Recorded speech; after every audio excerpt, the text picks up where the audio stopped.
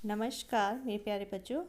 हमने पिछली वीडियो में पाठ 20 यज्ञ का घोड़ा आधा किया था। आज हम उस पाठ को उसके आगे करेंगे। हमने पिछली वीडियो में देखा था कि कैसे श्री रामचंद्र जी ने अश्वमेध यज्ञ का आयोजन किया था और उसके बाद एक घोड़ा छोड़ा गया था जिसको किसने पकड़ लिया था? लव और कुश ने। और लव और कुश ने किस किस के साथ युद्ध किया था? भरत, शत्रुघ्न और हनुमान जी के साथ युद्ध किया था ना। तो अब हम उसके आगे की कहानी पढ़ेंगे। अब मैं उसके आगे का पाठ पढ़ती हूँ। महर्षि वाल्मीकि जी भी सब कुछ समझ रहे थे। उन्होंने अपनी रामायण के सारा घटनाक्रम पहले से ही अंकित कर दिया था। उन्होंने सीता माता को सब कुछ बताया। अयोध्या की सेना युद्ध में हार चुकी थी। जब सारी सेना युद्ध में हार चुकी थी तो फिर कौन आए? श्री रामचंद्र जी सेना के साथ आए। तो कौन आए? श्री रामचंद्र जी उधर आए। इधर महर्षि वाल्मीकि सीता माता के साथ लव कुश को लेकर आई। यानी उधर से कौन आए? श्री रामचंद्र जी, और इधर से सीता माता लव और कुश को अपने साथ लेकर आई। सभी को अब बात समझ में आ गई थी। अयोध्या की सेना को हराने वाले और कोई नहीं, अयोध्या के राजकुमार लव और कुश हैं। यानी सब समझ गए थे कि लव और कुश किसके पुत्र हैं? श्री रामचंद्र जी के। सेना में खुशी थी, यानी सब बहुत खुश थे।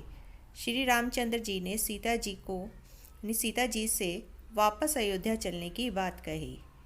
सीता जी अयोध्या वापस जाने को तैयार नहीं थी। यानी कि जब श्री रामचंद्र जी ने सीता को अयोध्या चलने के लिए कहा, परंतु सीता अयोध्या चलने के लिए तैयार नहीं थी। श्री रामचंद्र जी ने लव कुश को गले लगाकर उन्हें समझाया। लव कुश ने भी अपनी माता सीता जी को अयोध्या चलने के लिए कहा। बेटी सीता, तुम सदैव से ही पवित्र हो, आदि शक्ति हो, अब अयोध्या चली जाओ। सीता माता जी ने कहा, हे धरती माता, यदि मैं अपने मन, कर्म, वचन से सदैव से पवित्र हूँ तो आप मुझे अपनी गोद में संभालें। यानी सीता माता ने धरती माता से विनती की, अगर मैं पवित्र हूँ तो मुझे अपनी गोद में ले लें। मैं अब इस संसार में नहीं रहना चाहती। यह संसार मेरे रहने लायक नहीं है। उसी क्षण धरती फट गई और उसमें से धरती माता सिंहासन पर विराजमान होकर प्रकट हुई। तो क्या हुआ? उसी समय क्या हुई? धरती के बीच में से तो टुकड़े हुए और उसमें से कौन निकली? धरती माता। उन्होंने सीता माता को बुलाया, बेटी आ जाओ। सीता माता धरती माता के साथ सिंहासन पर बैठकर धरती में समा गए। और क्या हुआ? सीता माता धरती माता के साथ उस सिंहासन पर बैठकर धरती में समा गई।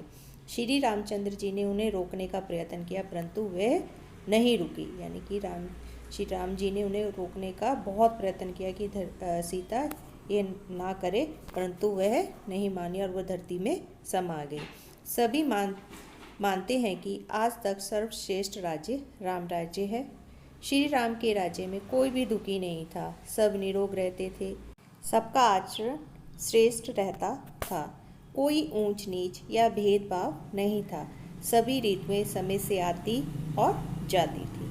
अब मेरे प्यारे बच्चों, आप इस पाठ को स्वयं पढ़ें और दिए गए शब्द और कठिन शब्द अपनी कॉपी में लिखें व याद करें। धन्यवाद।